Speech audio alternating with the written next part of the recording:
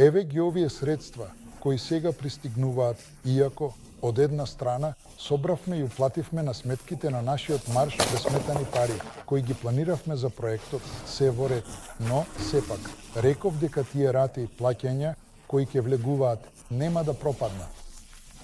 И еве, тие пари што сега пристигнуваат се наменети за опрема, за набавка на опрема. И тоа дополнително доста сериозна колку што знаеме. Дословно денес потпишав цела низа фактури за сериозна опрема која ни овозможува да се подобри производството, високопроизводна опрема, веќе специализирана, доколку порано се ставаше акцент на универзална опрема, на која може да се прави, да речеме. Сега веќе имаме специализирана опрема. Сега имаме вработен кој е на службено патување. Истражуваме можност за набавка на рентгенска инсталација за да можеме да правиме томографија на печатени плавки. Например, можеби и така натаму. Зашто е сето ова? Еве, погледнете, има куќишта микросхеми со изводи од страните.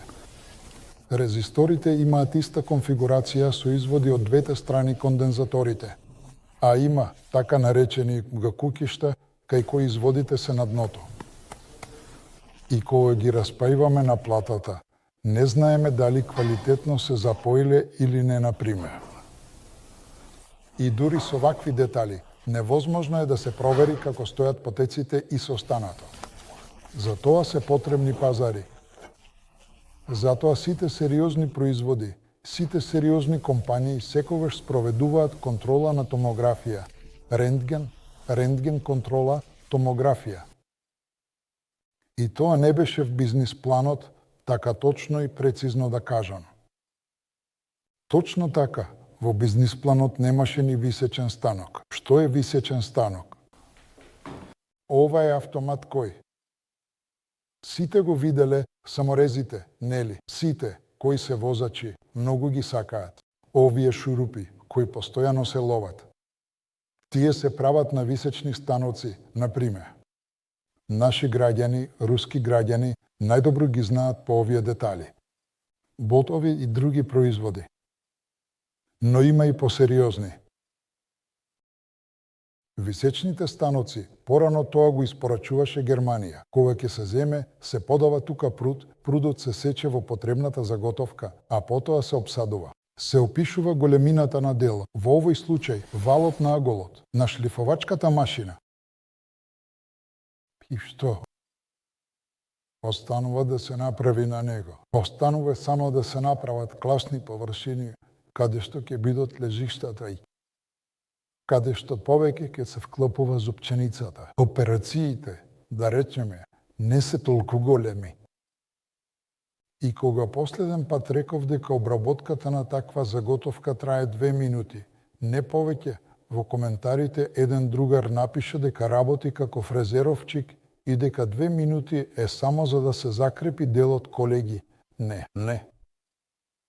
Тоа е така на универзален станок. А ако имаш манипулатор кој од контейнерот зема заготовка, ја поставува и таму стои двушпинделна глава, автоматски зафат, работи на едната, на втората, ја отфрла деталијата, таа веќе. Повторно влегува во бункерната капацитет, манипулаторот ти поставува следната деталија. Тоа е сосема друг процес. Тоа што го реков не е оговорка. Навистина е така. Еве, ако, например, гледаме колку време е потребно за навртување на навој со резец или главка. Еве, со резецот ќе потрошиш 3-5 минути, а со главата 6 секунди, како да обработуваме. И тогаш, колку ќе биде цената на операцијата ако собереме и пресметаме станка час? Што е станка час? Колку чини еден час работа на станокот? И, соодветно, кога правиме технолошка карта, ние пресметуваме. И дури и кога пишуваме програма за ЧПУ, ние пресметуваме време. Станокот ни дава време. Колку време ни е потребно за обработка, колку за подготовка, пресметуваме колку часови од станокот. се потребни за оваа детал. Нашата најважна задача е да ја намалиме цената на деталот. А за тоа треба да го скратиме времето на операцијата. За тоа треба да применуваме технолошки техники токму за овој производ. Во спротивно, не можеме да конкурираме со никого. И верувајте, секоја дури и минута, дури и секунда на секоја операција, потоа се претвора во такви големи пари. И, еве, проектот сега конечно ја премина таа граница кон која стремевме. Остана на изглед малку, но ние веќе ја пречекоривме. Во тој обем на опремување, во тие можности што сега се реализираат. И затоа, кога ми велат дека сум ја надминал сумата, да, ја надминав. Да, го надминавме. Тоа е така, но во исто време ја зголемивме комерцијалната вредност на целото ова стопанство. Плюс нас, задачата сега не е само развој, туку и производство. Например, и денес колку преговори имаше, можеби. Многу едно, две, три. Многу. Зошто? Затоа што, да, навистина се водат преговори.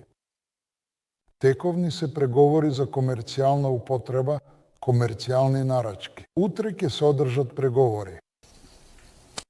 И два патишта можеше да се каже с повеќе пари нема, не треба, нели? Или пак обратно, што сега тие инвеститори кои плаќаат на рати, колеги, имаат можност, дајте да ги зголемиме можностите. Зборот маша по нашата. Ова ќе донесе голема среќа. Ова е профитабилно за сите. Апсолутно за сите. Верувајте. И тие можности кои сега се отвораат, се отвориле благодарение на тие работи што ги направивме порано. Еве го истиот мотилјок, каков поттек даде. Многу силен. Сериозно, мотилјок, можеме векови да се сеќаваме. И, како денес се приближивме, велат, а работа исто така им е потребна на нашите момци. Исто така беше.